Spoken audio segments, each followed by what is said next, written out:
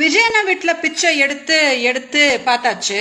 அது எதுவும் வேலைக்கு ஆகாதுன்னு அடுத்ததா போஸ்ட் கார்டுல ரஜினி சார் வீட்டுல போய் பிச்சை எடுக்கலாம் அப்படின்னு போயிட்டீங்களா மிஸ்டர் சீமான்? விஜயண்ணா கிட்ட இருந்து தப்பிக்கிறதுக்கு வேற எந்த வழியும் கிடைக்கலையா? ரஜினி சார் யாரு அப்படின்னு ஞாபகம் இருக்கா? அவங்க அரசியலுக்கு வரேன்னு சொன்ன உடனே உங்க வாய் தான் சொல்லுச்சு அவர் கன்னடாக்காரு, அவர் மேல உப்பு மிளகாத்தூள்லாம் போட்டு வறுத்தெடுத்து பார்க்கணும் அப்படின்னு நான் விருப்பப்படுறேன் அப்படின்னு மேடையா அவரை கொச்சப்படுத்தீங்களே, அதை மறந்துட்டா போய் நேற்று அவர் வீட்டுல பிச்சை எடுத்துட்டு நின்றுட்டு இருக்கீங்க. அசிங்கமா இல்ல? ஏன்னா கேவலமான ஒரு பொழப்பு மிஸ்டர் சீமான் உங்களுது. விஜய் அண்ணங்கிட்ட தப்பிக்கணும்னா ரஜினி சார் காலில் போய் விழுறீங்க, உங்க மேல நான் வந்து வழக்கு கொடுத்த திமுக காலில் போய் விழுறீங்க. உங்களை யாரும் நம்ப மாட்டாங்க மிஸ்டர் சீமான்.